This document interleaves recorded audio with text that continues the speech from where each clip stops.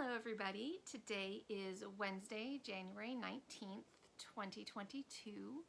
I'm here today to film Flosstube. Gonna have to look it up. I want to say maybe number 8, something like that. It'll be in the description or in the title. Welcome to my Flosstube. This is where I talk about cross stitch, mostly cross stitch, also some quilting, and I think occasionally a little bit of knitting. I have a little bit of knitting to show today. For all of you who have subscribed to the channel and watched me before, thank you for coming back. For anybody new, thank you very much for being here. I hope you like what you see. It's been about a month since I filmed, and so I do have kind of a lot of different things to show.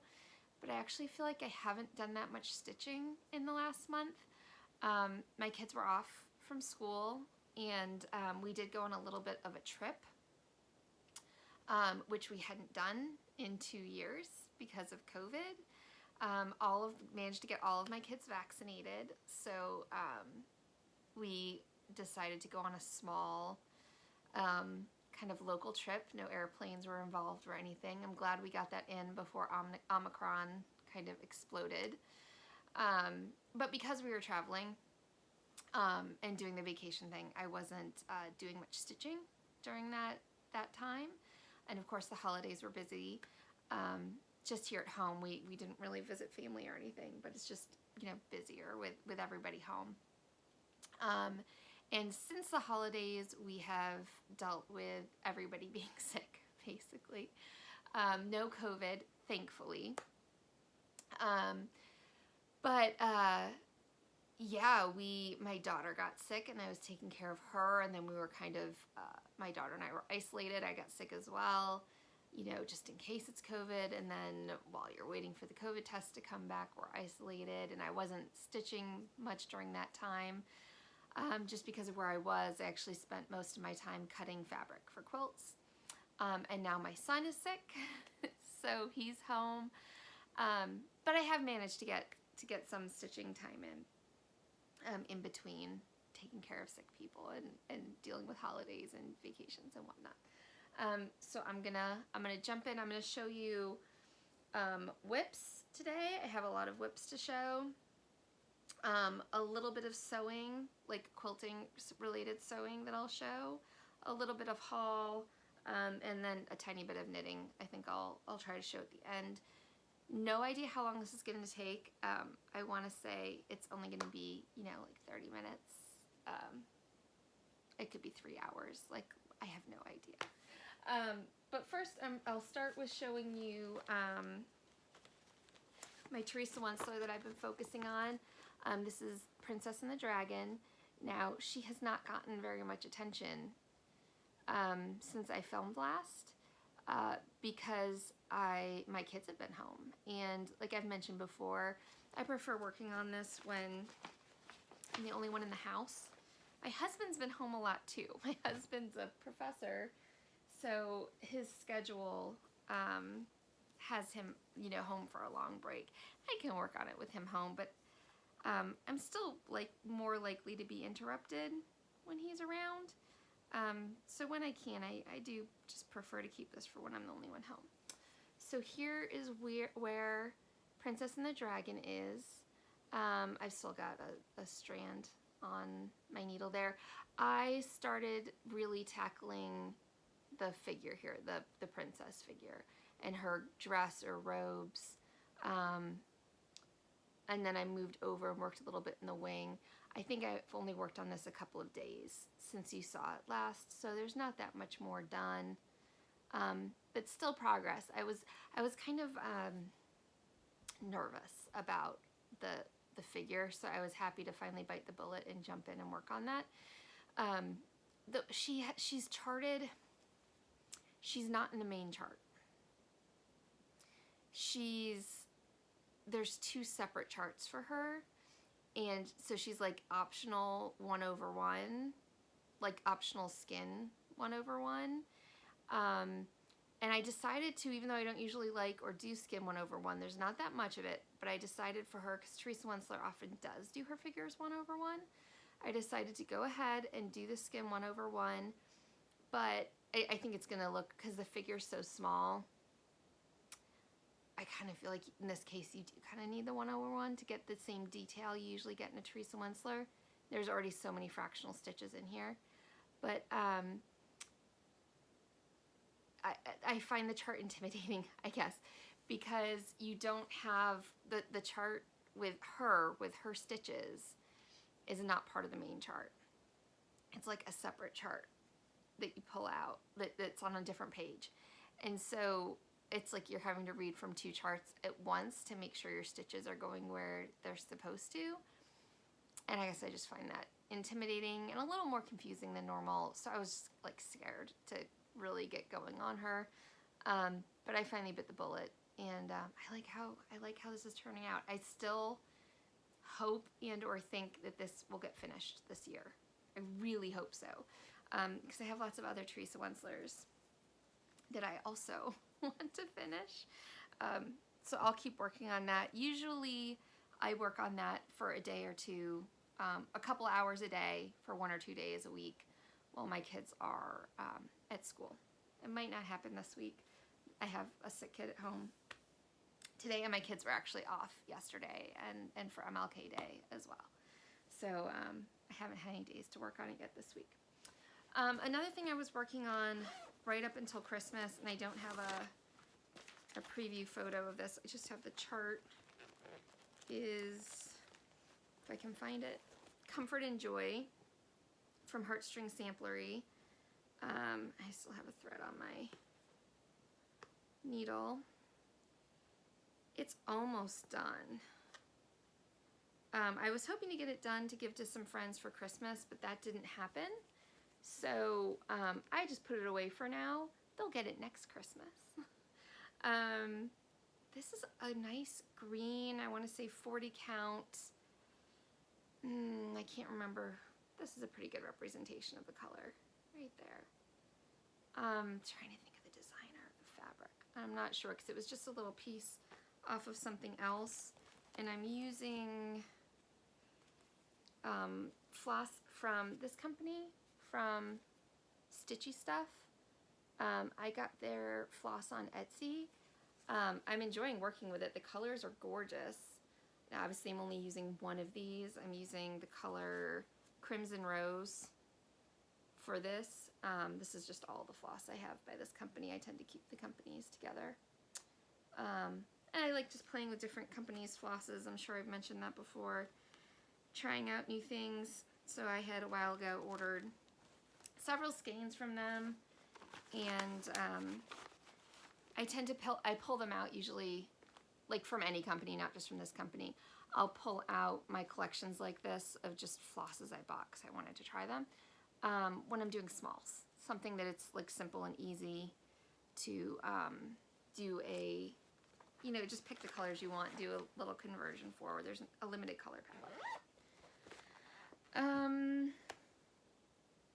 What's next? I'll show you. So this comes in the back. I managed to track this down. I don't remember if I showed you guys this. I feel like I probably did, but I'm not sure. I tracked this down. My daughter saw this, and I can't find the Flosstube now. We saw this on another Flosstube, and I went back and I can't find where we saw this. But it's a Summer Stroll by Dimensions Gold. We saw this on somebody else's Flosstube, and my daughter fell in love and was like, oh yeah, you need to do that, Mom. And I got a small start on it. I can't even remember like why I did what I did. It looks like it came with Ada, and I switched it to linen. Yeah, I know that's what I did actually. This is all I have done so far. It's not very much. I think this is 36 count linen, because this was, it calls for when I'm doing a kit and I switch out the Ada, I stick with the same count so I can make sure that I have enough floss. Or if I did anything, I would go up in count, meaning make my stitches smaller so I'm not going to run out of floss. But there's just a few stitches there, and they are right around her waistband, right here in her dress, and then going down.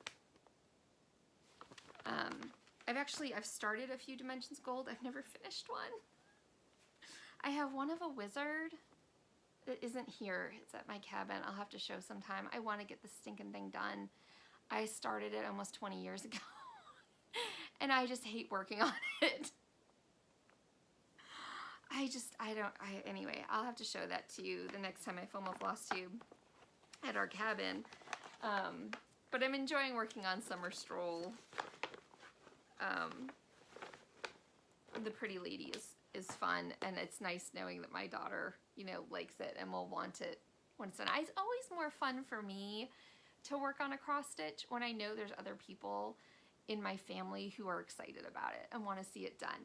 I don't have a problem working on something only for me, but there's like an added element of fun when there's other people who are also excited about it.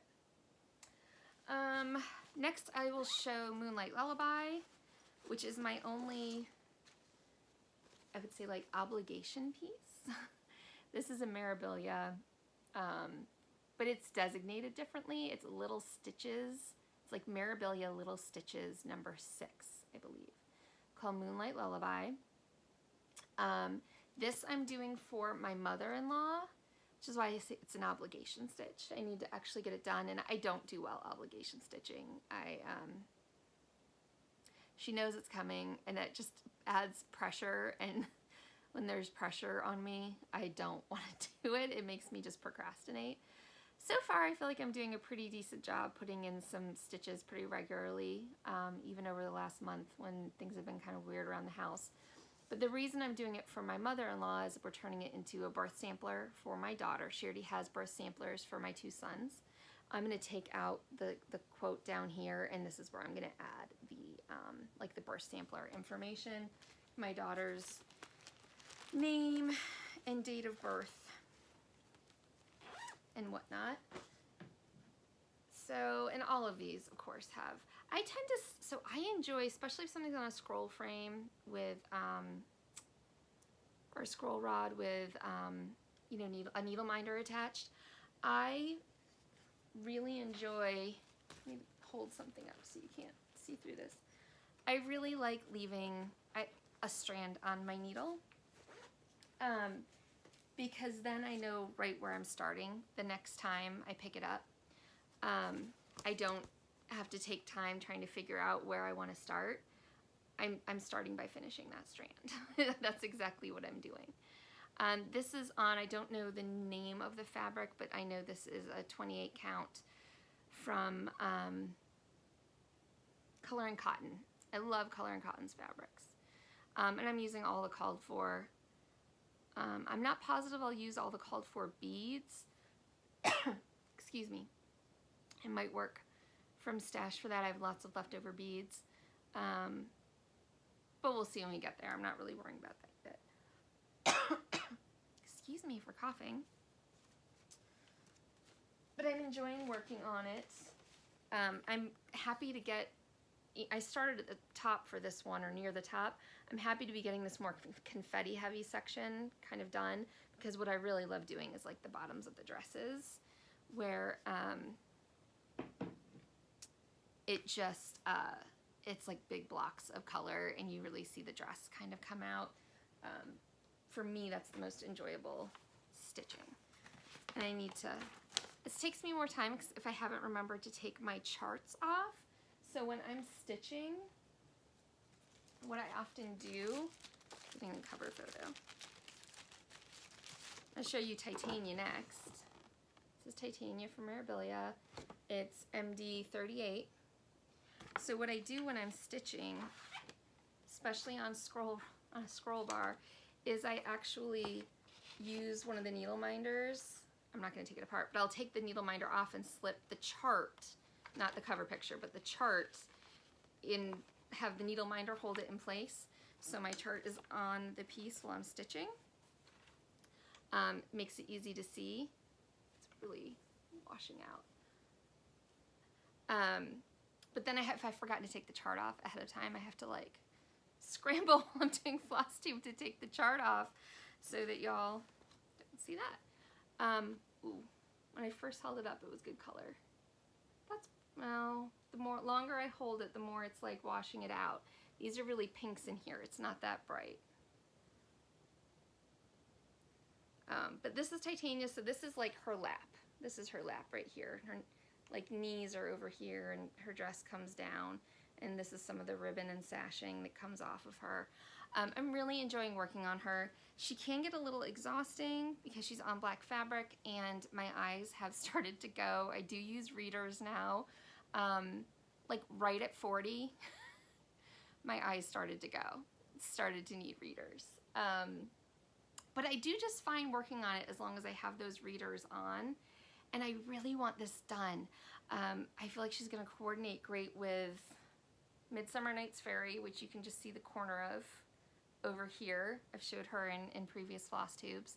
I really want this one hanging up next to Midsummer Night's Fairy. The reason I chose the black fabric, and I do often think that dark fabrics show off Mirabilias very, very well.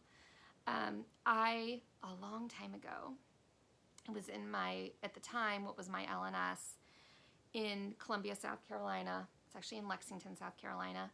Can't remember the name of it now, but I was in my LNS and they had this as a model done on black and it was stunning. It was like blow my mind, beautiful. The way she just, Titania just popped off that fabric. It looked just amazing, just to die for. So that's why I chose the black. I can't take credit for the idea. It was somebody else's. But it was a really good idea. It looks amazing. Okay, what else? You know, I did pick up a lot of Mirabilias. I didn't have like tons of stitching time. But like as I'm doing this, I'm realizing I put my hands on quite a few Mirabilias. Which is great. Like I did a whole bunch of them. And made a lot of progress. And I'm kind of proud of myself to have done so many. So this next one is Florentina. Also one my daughter really likes. And this one, you know, I think I've talked about it before. Sometimes I have no explanation for why I stitch what I stitch. She's not one of my favorites. I mean, I like her, don't get me wrong. But she's definitely not like in my top 10, right? She's not one of my favorites that I want like hanging up on my wall, but I'm loving stitching her. And sometimes the piece I enjoy stitching the most is not the one that I think I will enjoy most that's final look, like on my wall. And I do think her fabric is part of that. I put her on this very bright, cheerful fabric, which I do not know the name of, but it is a color in cotton. And I still have a strand on my needle for this one as well. Fold this up. So for her, I started kind of down here in her dress and worked up. So this is, if I hold both of these things at the same time, I can't see what I'm showing you. I need to work out a better system. But this is her hair, her head, she's facing that way, her face, I've started some of her skin. This here is the dress kind of going over her shoulder, there. So I feel like I made, especially because I was working on a confetti heavy area, I feel like I made some decent progress getting more of her dress done and some of that skin and some more colors in her hair. So you can actually kind of see like the outline of her now and kind of have an idea of what is where. And some, to me at least, it looks like it's no longer only blobs of color. I can tell what each of those blobs is actually going to be when I'm done. I'm so haphazard doing this. I don't tell you guys half the stuff that I should do. That was a 28 count fabric. Almost all of my Mirabilias are done in 28 count. Titania is a 32 count black because it was kitted. I'm doing it from the kit. and the kit was aimed for 32 count, and I wanted to make sure I didn't run out of fibers and things. This project bag is one that I made myself. It's actually one of my favorites. It'll fit my Q-snap in there, my 11 by 11 Q-snap easily. I just made a simple like bag in a bag style with a zipper at the top to keep that. Something I picked up this week, actually quite a bit, was Garden Muses. Actually, I guess I should say last week or over the weekend. I had packed Garden Muses away several years ago or packed her up as a travel memorabilia. We typically, when there's no COVID, go and travel or go visit like grandparents over the summer and whatnot. And this is a relatively simple memorabilia. What I mean by that is it's mostly just DMC. It's, which one is it? MD, does it say here or do I need the chart? MD 44. So it's like an earlier one. There's not a bunch of water lilies that I need to take care of. There are some beads, but I don't need to deal with them till the end. Not a bunch of metallics. It's mostly just straight DMC stitching. So I carried this around for a summer or two, just as something, having to have I can't travel without a memorabilia. To have a memorabilia with me to put a few stitches in while we were traveling. I never got much done on it though. But last week I picked it up again and actually I feel like got quite a bit done. These are half stitches, so they went really easy, really quickly. Did those, I got skin, I got hair, I got some of these like lighter bluey green shades, got some more green in, I got this, parts of her dress. I'm not gonna take it out of the Q-snap, but I'm working on this lady here now. There is a bit more that I've done in this center section that's folded under the Q-snap, so you can't see right now. Just over here, but not that much. But I had a lot of fun, and I'd like to keep working on her quite a bit. I think all the needle minders I'm showing, or most of them, are Clay by Kim. I did go through a huge Clay by Kim collecting phase here during the pandemic. But yeah, I'm enjoying this. It's feeling like it's stitching up quickly. But I feel like memorabilias are like, in the beginning, they feel like they're stitching more quickly. For me, like, they seem to grow really quickly until you get kind of like halfway through, and then it can feel like it's a really, I always reach a point where I'm like, oh, I'm almost done, but I'm actually only like halfway through. And so like that last half feels like it takes forever. And I'm not sure how this is gonna go because you're basically stitching the same thing twice in mirror image. And so I'm not sure, it's not exactly the same, but it's very similar. If I'm not sure how it's gonna feel to get like one done and then have to go do the other one, I probably will not stitch the side till it is done. I will probably make a bunch of progress until maybe I feel like I'm getting a little bit bored, and then move over to the other side and work on her some. So I'm not in that situation where like one half is done and then it feels like I have to start over from scratch on the other side. That is Garden Muses. This is a bag I made. I do really enjoy bags like this too. It's just a very simple, I used a charm pack. I'm not sure what the fabric was called because this was years ago. Almost looks like Tasha Noel. It might be Tasha Noel fabric, but I'm not positive. I just used charm pack and made some simple handles. I have a lot of bags. I've made like these in various sizes. This one I specifically made a bit larger than I usually do.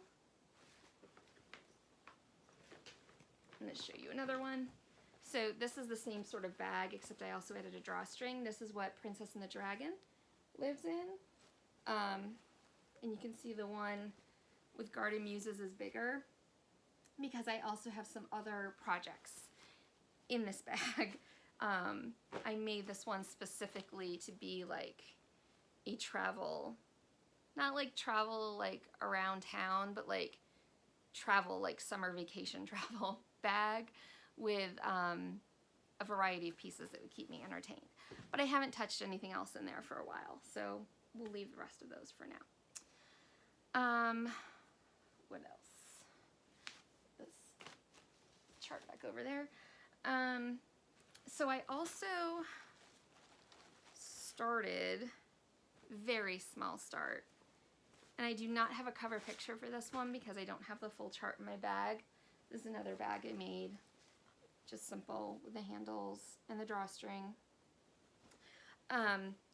This is Shakespeare's Fairies. I do not have a cover picture, and eventually I'm going to have to figure out how to insert an image into these videos.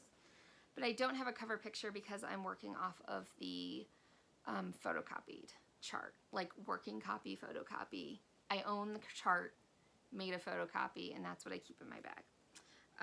I just got a really, really small start on this. I still have floss hanging. Which way's up?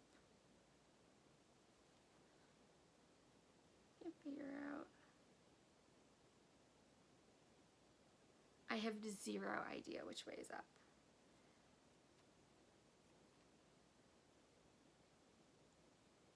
I'm gonna go with this way. I'm guessing this way's up. I think this is the center fairy. This fabric is an old sugar maple fabric, and it's an opalescent.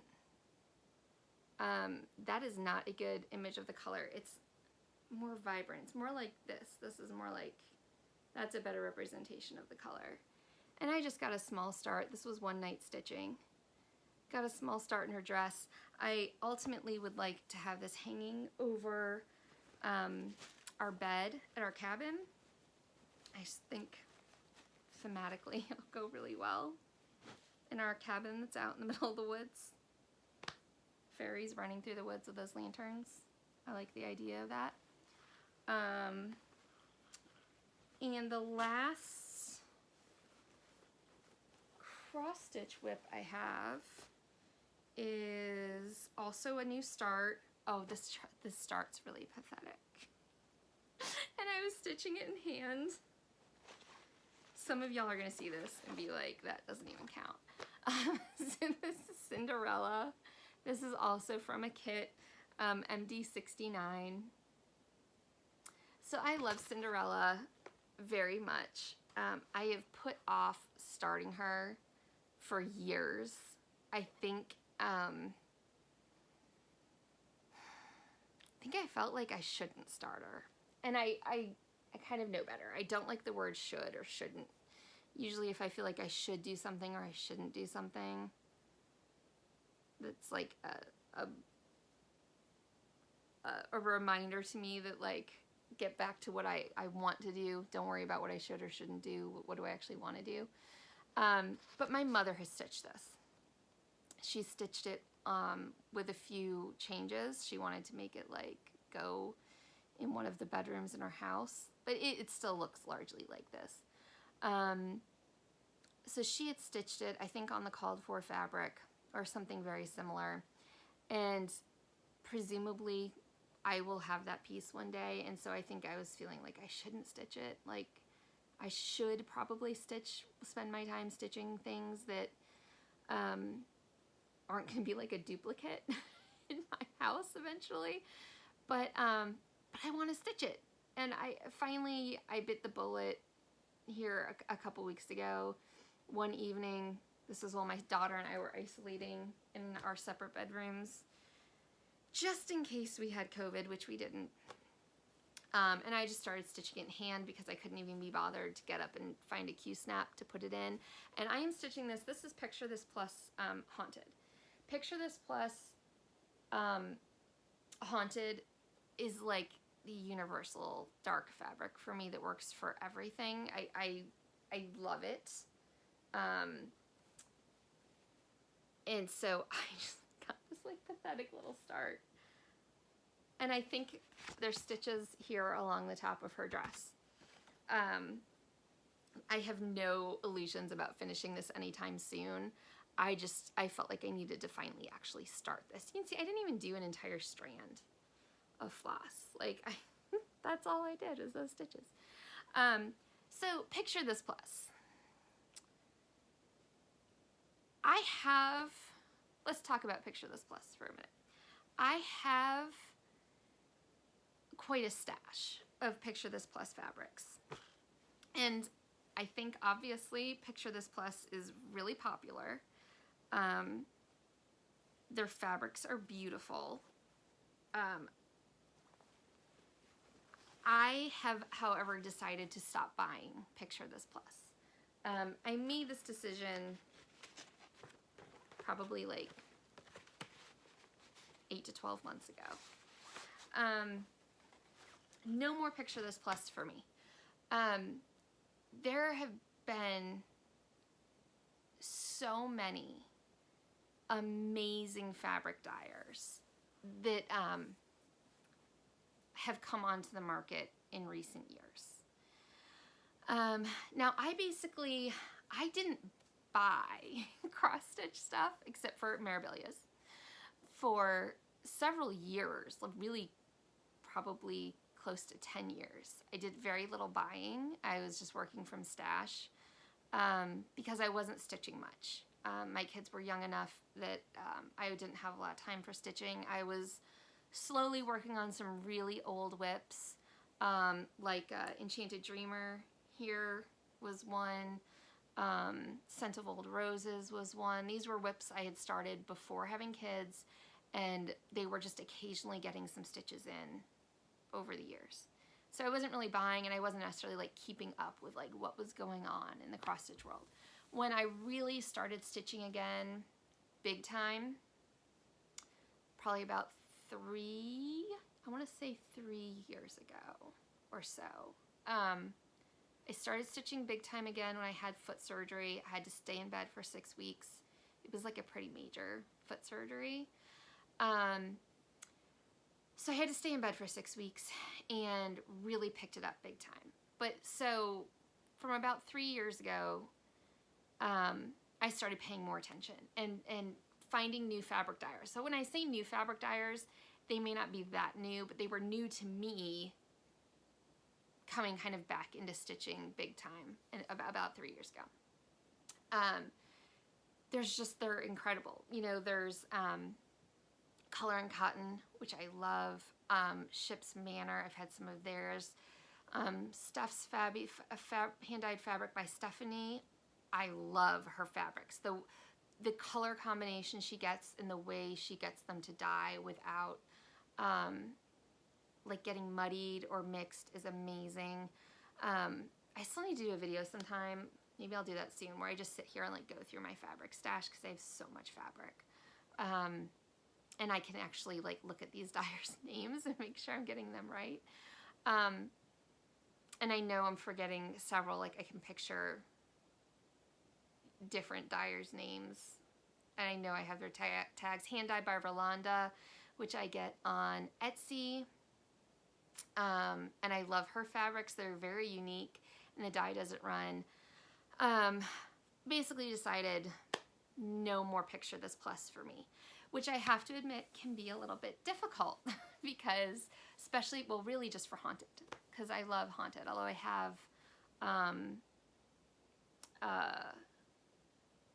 actually that might not be Haunted, it might be Gothic or Phantom. Those are the three that I love by them that are dark. I don't think that one is Haunted. I think it's either Gothic or Phantom. But those are the fabrics that that I kind of miss, although there's great substitutes at these other companies as well. There's so many new fabric dyers that are doing a great job, and in some cases I actually like their fabrics more. I tend to like a more softly modeled fabric. So, and some of you may have taken part in the Picture This Plus. They used to do like a summer sale. And in the most recent sale, which I think was in the summer of 2020, if I remember correctly, they do like a Christmas in July sale where like your whole order was some % off. It was taking longer and longer to get those fabrics from the sales. And the most recent sale, which like I said, I think was summer of 2020, I never even got all my fabrics. They're working now through a distributor. Like you don't go straight to the Picture This Plus site. You work through, I think it's Hanging Thread or something like that, to order their fabrics. Well, when they sent my order, like it took them a full year to send my order. And then one of the fabrics was wrong, and there was like zero communication. You know, we couldn't find anything out. We didn't know when things would happen. They were making announcements that like all the fabric was out, but it wasn't, because I was still missing mine. It was a headache, you know, it was a headache. I'd placed a large order with them, and even in like even pre-pandemic, like forget all the pandemic problems, even pre-pandemic, it was becoming a bigger and bigger headache, it felt like, to get fabric from them. And I just decided, they seem to be ubiquitous. I don't think they're having trouble getting sales. So many people love them and swear by them and seem to only use their fabrics. I decided basically I'm not going to anymore. I will use the fabrics I have of theirs, many of which are a dozen years old or more. But I'd rather support some of the other smaller companies that I feel like are giving better customer service. And I don't just mean turnaround time, which there's a lot of limitations to, especially now, you know, how quickly people can get you your fabric. But I also mean communication. I can be an enormously patient person if you tell me what's happening. And there's been really great communication from a lot of these companies. Even Mountain Air Fabrics. I placed my first order with them a few months back. And because it's fabric, like I'll place an order and then basically put it out of my mind, because I know it's probably going to be months before I get it. So I had done that with this order for Mountain Air, and they emailed me a few weeks later and said, "We're so sorry that it's taking so long." And I was like, it's not. It's really not. It's totally fine. But they apologized for it taking so long. They told me exactly where my fabric was in the production line and when it would be mailed. That's what I mean by customer service, is like keeping your customers apprised of what's going on. And if you can't meet the promised schedule of getting things out, then telling the person, you know, just letting them know instead of making them guess and try to like run you down and hunt down answers and whatnot. So I'm not trying to knock Picture This Plus. Their fabric's beautiful. Especially, like I said, those darker colors I have a real soft spot for. But I just decided to when I am spending money on fabric, I'd rather at this point support the smaller, newer companies that I also feel like not only have an amazing product, but are doing a really great job with customer service. So there's my mini little fabric rant, so to speak. I think that's all of my cross stitch whips. I do want to show a little bit of haul. My last video was, I believe, sorry for all the crinkling. My last video, I have my French toast recipe with my haul. That's how organized we are in this house. My last video was like mid-December, and I got the Kitten Stitcher Advent calendar, which was a blast. And I had been showing you guys like what I was getting each day. So I'm just gonna finish that up. I think you've already seen most of it, and you may have seen other people doing like an unboxing for this stuff online. I don't feel like there should be any spoilers at this point because it's January. So hopefully anybody who had this advent calendar has already opened everything. So if you want to see what was in days, I think 1 through 13, that's in my previous Flosstube. A few of these I got out of order. I threw away some of the bags by accident, so I'm not sure which of these items is which day, but these next 3 are days 14 through 16. There's this chart by La-Di-Da, Be Merry All, which I think is really cute. I might stitch that. That's something I might stitch as a gift. Skein of Silken Colors. This color is Wassail. That's pretty accurate and very pretty. I'm always happy to try a new skein of floss. This is Stacy Nash, Deck the Coop Pin Keep, which I love. I have a son who's kind of obsessed with chickens. So I kind of have a soft spot for charts with chickens. I think my son will love this. I'd love to do it for next Christmas just to make him happy. All right, day 17, sorry about all the crinkly, is from Scarlet House, Lucy Owen, which I think is very pretty. Day 18 was 2 strands of limited edition Gentle Art. Got like a red and a green. I really like the red. It's like a rusty, kind of like old red paint is what it reminds me of. Something that was painted red 100 years ago, and like one of the sides is more sun bleached than the other. I really like the variegation in that red one. Oh, that's apparently well, I'm just going to show you. Day 24, we're not going in order, is this notebook.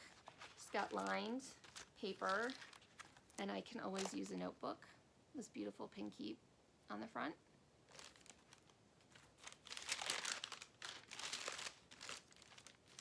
All right, day 19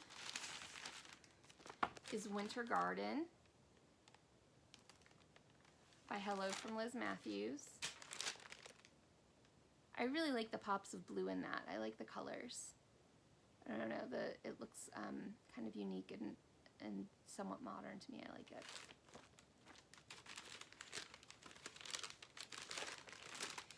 Day 20 is so cute.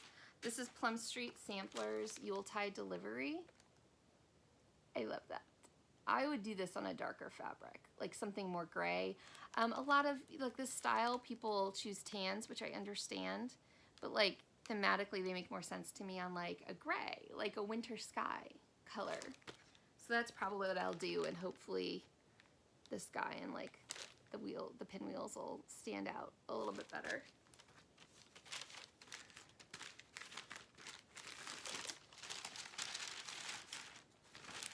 This is Merry Christmas Wishes from Kathy Barrick. I think my mother-in-law would love this. Like, love to have it stitched. She doesn't stitch anymore, but I might do that for my mother-in-law at some point. Day 22 is from Needlework Press, and it's H. Purdy 1822.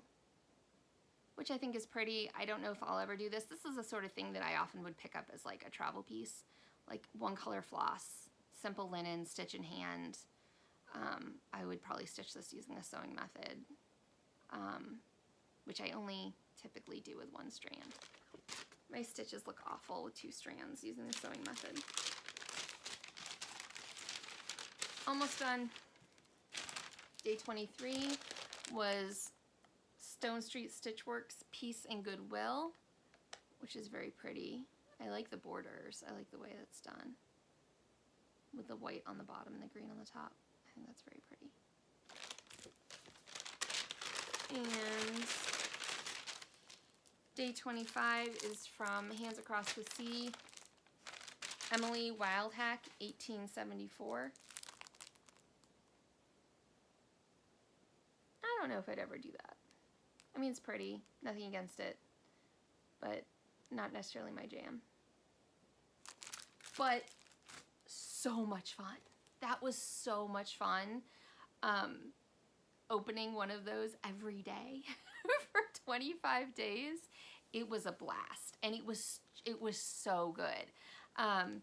There's a lot of boxes out there, I think I've mentioned this before, that aren't really up my alley because they come with a lot of stuff that isn't really related to stitching, or is only very tangentially related to stitching. Kind of a stretch to get it there. When I get a box, I want it to be all stitching, all stitching related stuff. You know, not every item is going to be like my favorite item ever, unless somebody puts together a memorabilia box, which would be amazing. But I know it's all stitching. Like, I'm going to be interested at least to see all of it. So this was tons of fun. I'm very grateful to Kit and Stitcher for doing that. I felt very lucky to get one of the boxes. It was tons of fun. Just a little bit of other stash I got. I finally got this package in the mail the other day. This is Fraise Chaperon Rouge. I have never done a strawberry, but I'm kind of a sucker for Little Red Riding Hood. I have a couple of other strawberry patterns, but this might be the one that I try first. I think this would be really fun. So hopefully I'll get that started sometime sooner rather than later. And of course I got the latest large Mirabilia, which is Snow Maiden. Now I want to know where people are getting their Mirabilia charts, because I swear a new one will come out and like 2 days later there's people stitching it on Instagram and they're like, whoa, I got my chart. Where are you getting your charts? It takes me forever. I just got this one. I just got it literally yesterday. I got this on January 18th and it came out December 15th. That's a long, hard wait to get this chart. Now I do usually order from 123 Stitch. There's a couple of other smaller shops that I've ordered from, but things usually take even longer to get to me from those. I want to know how people are getting their charts so fast, because I'm very jealous. I don't know if LNSs are like actually having them in and on the counter right away, or I don't know if you guys are like knocking over delivery trucks or like raiding the Wishelt factory or something to get these, but I'm so jealous of those of you who get them right away, because I'll see like the release, you know, every other month on the 15th, they release one of the large charts. And then on the off months, it's like 2 or 3 small charts. But they release them on the 15th of each month. And sometimes I see one and I'm like, yes, I have to do that right now. Like Muka. I wish I had a picture to insert. Muka is one of them. She was, I think, several years ago. She's a fairy. Reminds me of Fairy Idol. She has like a whole scene above her. She's like on a bed. There's like a chandelier and stuff hanging over her. It's beautiful. I love Muka. It is one of my favorite Mirabilias ever. She was released, I think, at least 3 years ago. By the time I get the chart, I still haven't started her. Like, the wind goes out of my sails. All the motivation just leaves me, and she just sits. So I want to know how you people get your chart so soon, because I feel like if I got a chart that quickly, I would start the dang thing, and then maybe it would get done way faster, and it wouldn't be such a problem. Okay, I'm looking at like the piles around me to try to make sure I've talked about all of the cross stitch. Oh, one more thing, haul related. So this is something I'm actually using. So here's my binder. I'm using this for quilting. I'm using this for English paper piecing, but a lot of cross stitchers apparently are interested in them as well. So I want to share it because I am in love. So this is like a project binder by Punky's, it's Punky's Pearls on Instagram. Punky Pearls, not on Instagram, well she is on Instagram also, but on Etsy, it's punkypearls.etsy.com. I don't know if you can see that. Maybe. Punky Pearls. Pearl as in like knitting pearl, P-U-R-L. So I got one of these binders. I saw this on Stitch Roadies a few weeks ago and was like, ooh, what's that? New project bag. And I'm absolutely in love. I have 2 of them now. And I actually just had her make me a specific, I wanted one in like Civil War reproduction fabrics. So that's on its way to me now. So this has a zipper on the edge. It's like a binder. And then it opens up. Now, like I said, I'm using them from English paper piecing, but I can easily see how they'd make phenomenal cross-stitch project bags as well. So I have all of my like doodads and notions in here for English paper piecing, but there's basically 4 project bags in here. So 1, 2, 3, 4, and then the outer zipper. Each of them have a vinyl front. This is where I'm keeping my pieces that I still need to glue, but I've already like picked out the hexes and coordinated the fabrics. This is a hexie that is in the process of being sewn.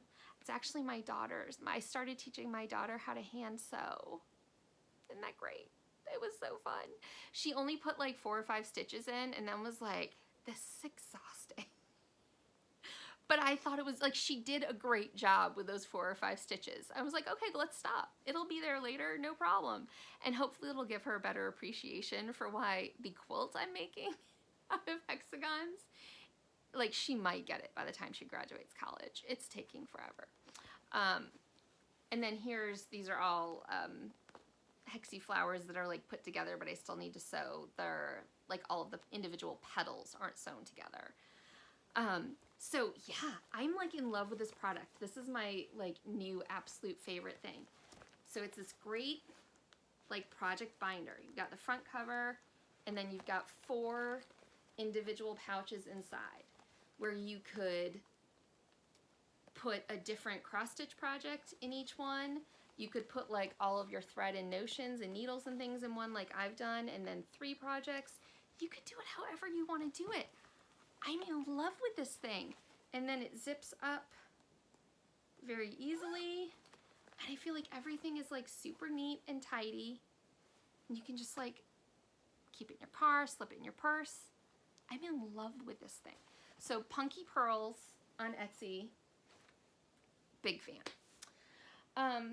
Okay, I feel like I'm doing all right on time. So I'm going to talk, that's all the cross stitch. I guess I should say plans, so it's not all the cross stitch. My plans are really just to do whatever I want. The projects that are like at the forefront of my mind are still red, even though I haven't stitched on her in a month. I'd like to get red done sooner rather than later. I definitely plan to continue with my Teresa Winsler, Princess and the Dragon, because I'd love to have that finished this year, preferably earlier in the year, not like pushing it to December.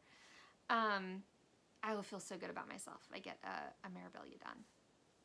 Or sorry, a Teresa Winsler done.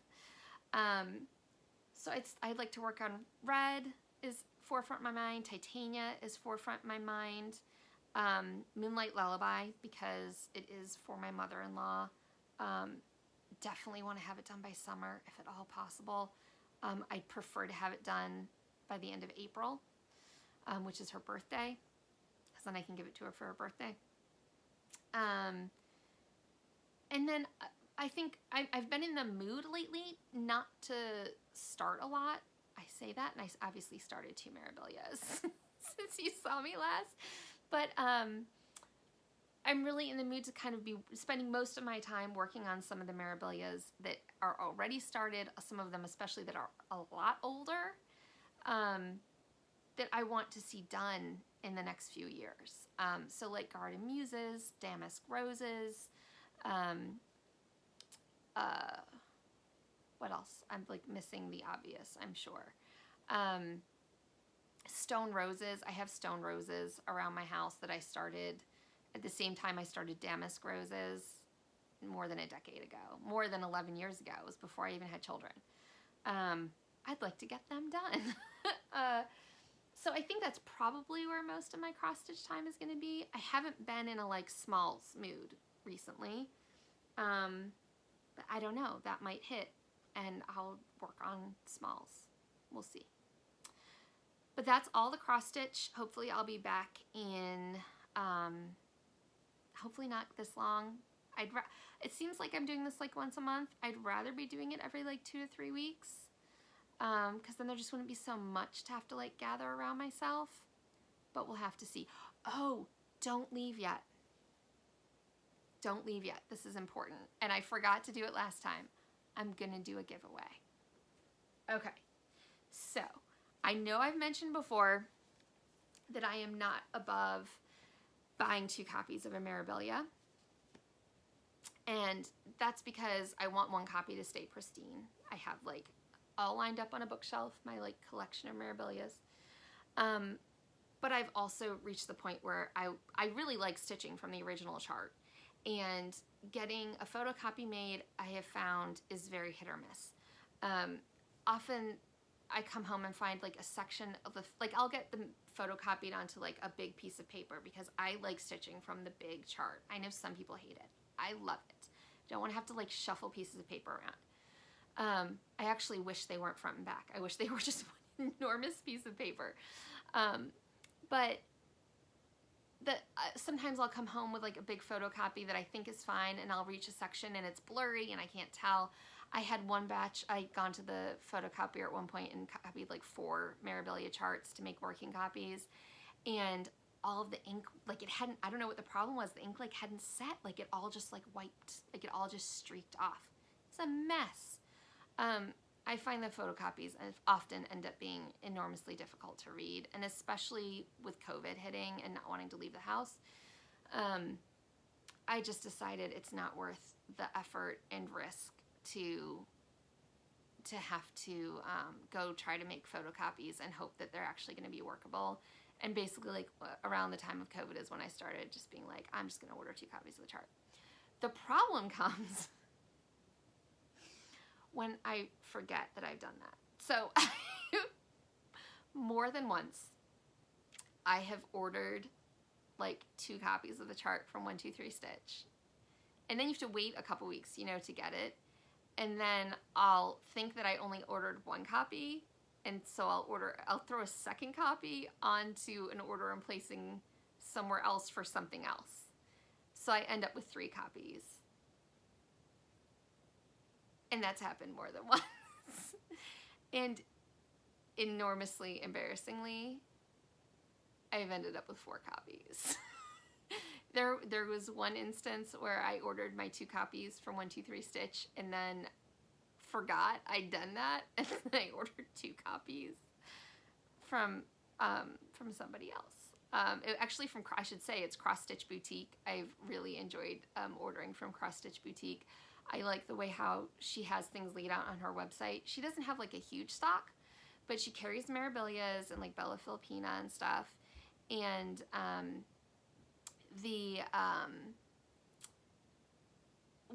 so one of the things I value about 123 Stitch is that you can pick, like it tells you in the drop down menu all the items you need. Like it has DMC, fabric, Krynic, beads, all of that, and you can like just click. It's set up differently, but on Cross Stitch Boutique, I think it's just crossstitchboutique.com, she has the same thing. I also really like her fabric. She hand dyes fabrics as well, and they're beautiful, and I haven't had issues with the dye running. I've been very happy with it. But she also lists, she doesn't list the individual DMC, but she lists, I think she sells like a DMC pack if you want to buy all of them, and she lists all of the water lilies, the beads, like the bead pack, the Krynic, and all of that, and tells you how many of each you need. She does a great job with that. So I really like ordering from Cross Stitch Boutique. But this is how I ended up with 4 copies. I ordered my 2 from 123 Stitch, and then I ordered 2 from Cross Stitch Boutique. I ended up with 4 copies. So I'm giving one away because I don't need 4. And it's Ophelia. This is the one I was so excited to see it, and I have started it. But I have more copies than I need. So I'm going to give away Ophelia. This is, which one is it? MD 175. So I've never done this before, so let's see if I can get this right. I've already like messed up and forgotten I'm doing it. So if you want Ophelia, you need to comment below, but I want you to use the word Ophelia, so that only people who want it are like entered into the drawing. I don't get that many comments. There's not that many of you. So like, watch, no one's gonna want it. I have no winners. If that does happen, I will just hang on to this until, or you know, a future Flosstube when maybe I have more subscribers, and we'll try the drawing again. So if you want this copy of Ophelia, and I will send it I'll send it anywhere. It's just a piece of paper. I'm gonna put it in like a padded envelope, but I'll send this anywhere. If you want Ophelia, just comment with the word Ophelia. You don't need to put it into like a weird sentence or anything, in case you need to know how to spell Ophelia. And I will do the random comment generator, I hope, because I've never done that. So I'll have to figure that one out.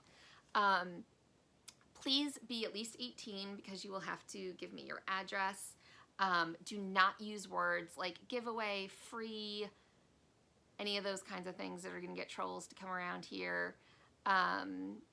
Feel free to tell your cross-stitching friends, though, to come on over and enter my drawing. Yeah,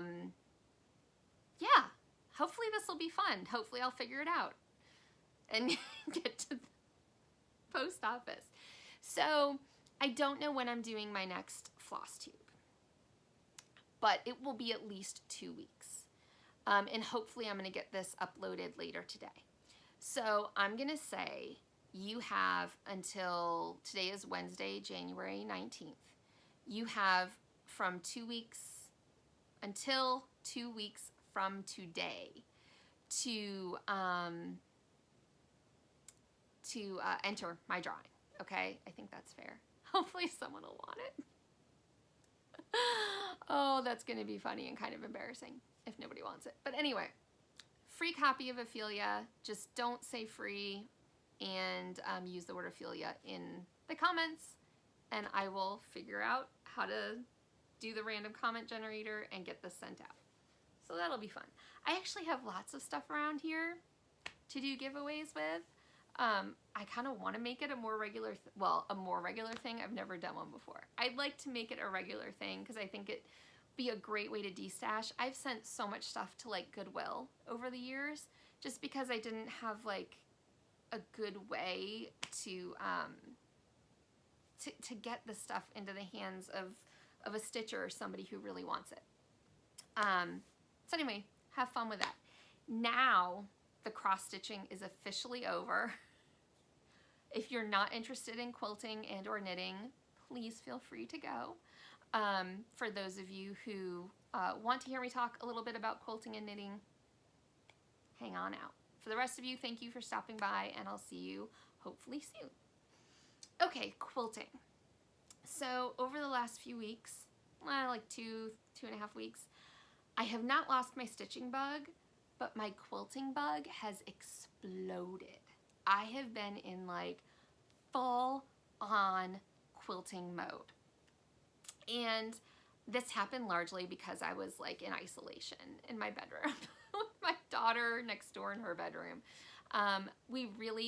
So we got sick. We didn't think we had COVID because it really seemed like it was just like really mild cold. But because of COVID, let's isolate just in case. Eventually we got the COVID test done because we seemed to recover and be fine. But then my daughter developed like a pneumonia cough, and we were like, oh, let's make sure it's not COVID. And it wasn't. But we went back in isolation anyway because we didn't want anybody else to end up with pneumonia. So, what I was doing during this time was watching Lori Holt on her YouTube channel. Now, I knew who Lori Holt was. I like her quilts just fine. I wouldn't call myself a Lori Holt fanatic, though. I've never finished one of her quilts. I have several kitted up and ready to go. I've done several of her blocks from the Farm Girl books. I have plans to do a bunch of them, but I love lots of different styles. I'm not like just a Lori Holt kind of person. I also love Civil War reproduction stuff. I love true 30s like repros. I like that Lori Holt stuff has that kind of like vibe to it, but it's not all that. Like I'm not a like, I don't love everything she does, you know. I like a lot of it and have plans to do a good bit of it. But so what happened was I started watching her channel, which I'd seen a couple of videos here and there, but I hadn't watched much of it. I started watching her channel because all I was doing was sitting in bed watching, you know, Flosstube and YouTube all day, and like stitching and doing handwork. It's not so much, I just found her channel enormously inspiring. So if you haven't watched it, go check it out. And it wasn't inspiring in that I decided I needed to stitch all of her stuff. I found it, like somehow like her vibe or her like enthusiasm wore off on me. If that, like that's the kind of inspiring that I mean. It kind of inspired me to like get my stash organized. I have no intention of doing what she's done where she has like all of her scrap baskets and things cut in certain sizes and whatnot. All I know is that a few weeks ago, I was a person who had a very hard time cutting into her stash. Very hard time. Not really sure what I was going to do with a lot of it. And then over the last couple of weeks, I have been cutting into my stash. I am cutting things. I spent so much time cutting for quilts, which is kind of unfortunate because it means that I don't have things to show you a whole lot yet because they're just like random bits of fabric. But I spent a ton of time cutting for quilts. And I'm so happy because I feel like for the first time since I became a quilter 18 years ago, I feel like I really know how to use my stash. I feel like it's not because I'm doing things exactly how Lori Holt does them. Like I said, I think something about her vibe, the fact that she knows what she's doing and she has decided how she wants to use her stash and she's made those decisions, it somehow inspired me to figure out how I'm gonna do mine. And I'm very happy about that. It feels so good. I went down into my basement and just I had this huge section of fabric that I bought at the beginning, like years 1, 2, 3 of quilting. And I was not the best buyer early in my quilting life. Like I didn't know what I was doing when it came to buying fabric. I just wouldn't buy things in a smart way, right? I wasn't sure how much yardage to buy of things. I didn't know what, I way overbought certain things and I way underbought other things. But I mean, just yards and yards and yards of dozens of different fabrics that I didn't know what to do with. And I didn't want to start cutting into them because I didn't want to mess it up when I didn't really know what I was going to do. Anyway, problem solved, basically. I pulled all of those fabrics off the shelves. Some of the fabrics that were really large cuts, and I mean, I have some of those fabrics I had like 8 yards of. Some that were really large cuts like that I might use for like a 2 fabric quilts, or I definitely have some fabrics that would make good borders that I have like 3 or more yards of. Those I still like stashed away. The vast majority of everything else is all getting cut up for scrappy quilts because there's so much of it. So much that's all I need is these fabrics for scrappy quilts. And the one thing I am really missing in my stash is a lot of good neutrals and backgrounds. And I already knew that, but this is kind of made that even more apparent to me, because I'm drawn to the beautiful color fabrics, and I'm less likely to pick up like the shirtings and the muslins and the good backgrounds that you need to show off those beautiful colors. So I'm happy. I'm really grateful that I feel like I know going forward how to be an even better buyer. I really, as I've gotten older, I've become much more into scrappier quilts, whereas I think earlier in my quilting life, I found scrappier quilts more intimidating because there's just so many fabrics to figure out, you know, and it seemed much easier to like buy a huge chunk of fabric for a quilt that only takes 2 or 3 fabrics. But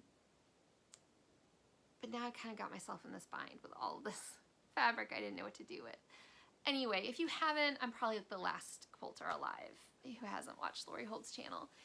But if you haven't watched it, or maybe if you haven't watched her videos in a while, I highly recommend going and watching them. Even if you're not into like her aesthetic,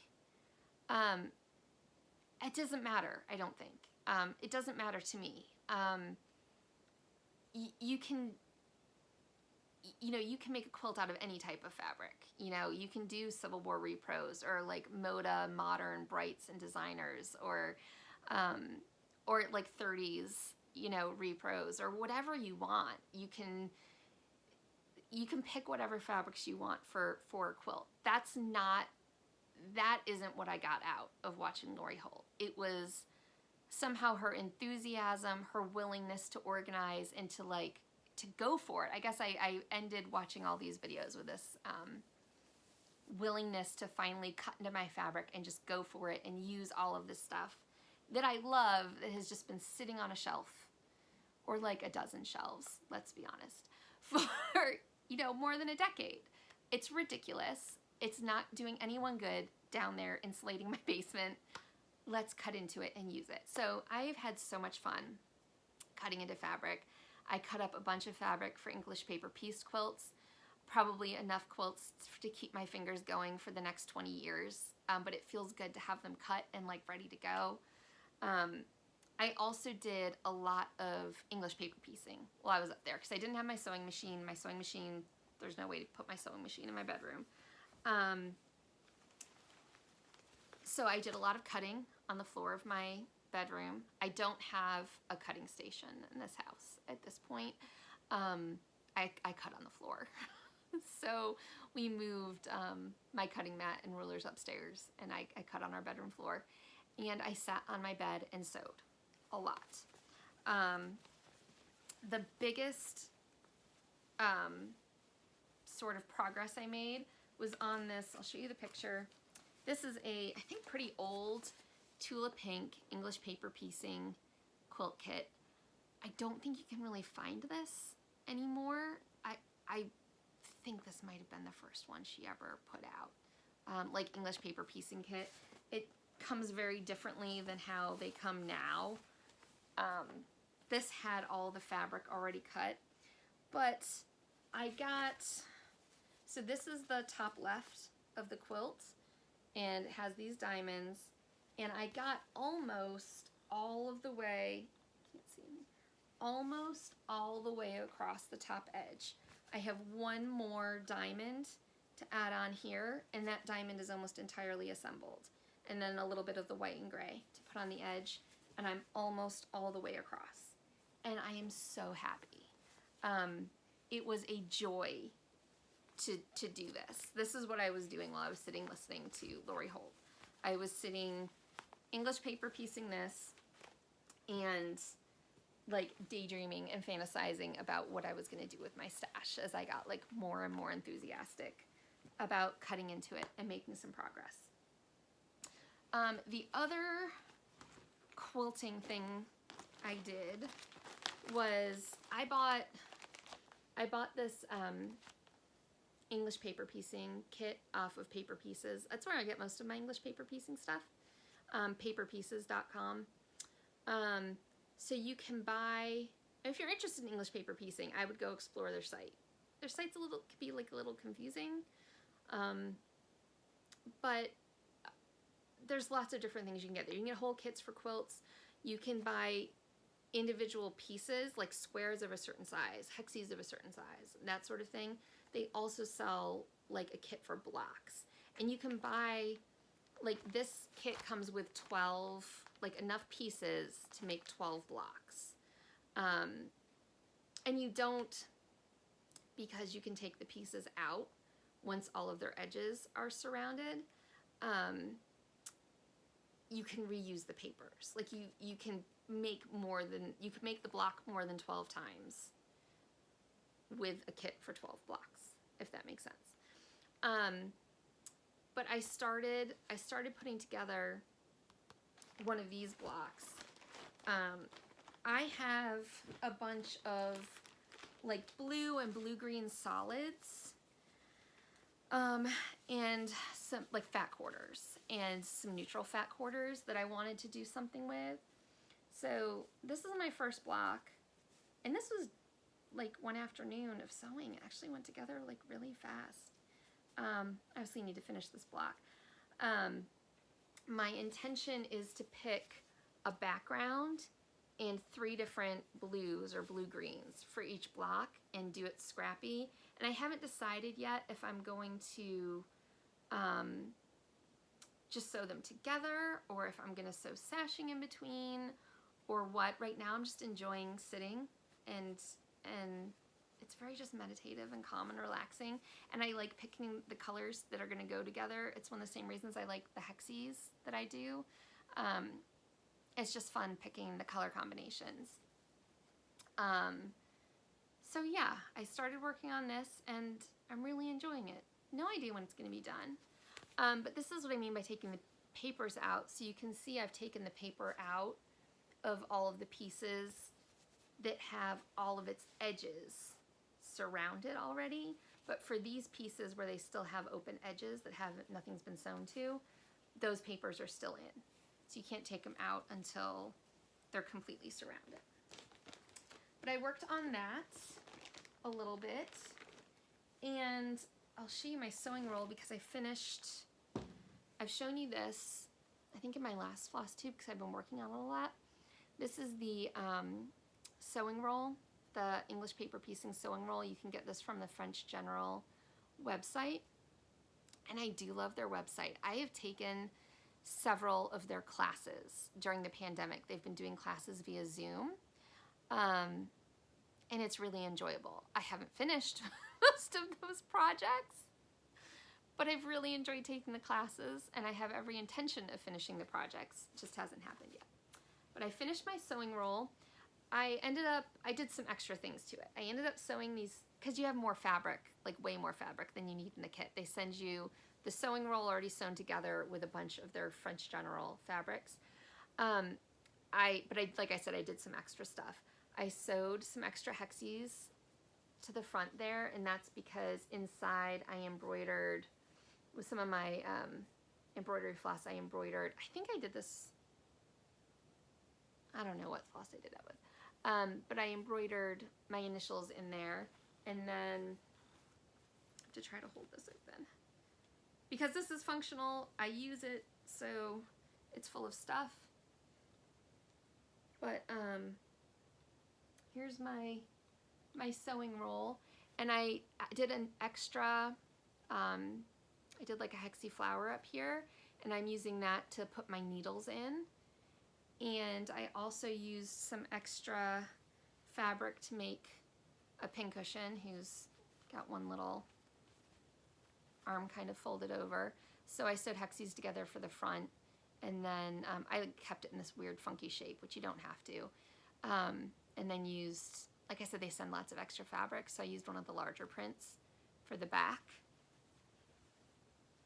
But this was really fun. This was just a fun, I sewed together all of those hexies that are down at the bottom, and then pressed it and appliqued it. And I was really happy to do that because since I haven't finished an English paper pieced quilt yet, I really didn't know what to do with the edges.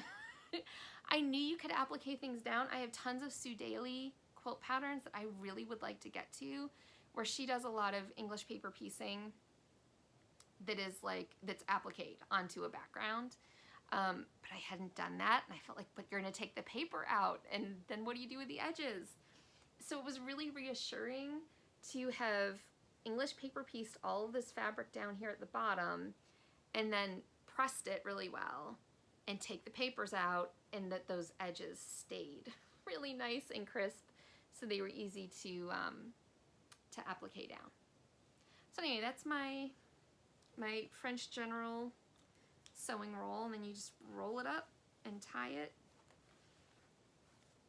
And so, because I love little like sewing doodads like this, I feel like you need a pincushion and needle roll and all the things in every like project bag that you have. So that's living in with my castle wall blocks that I just showed you.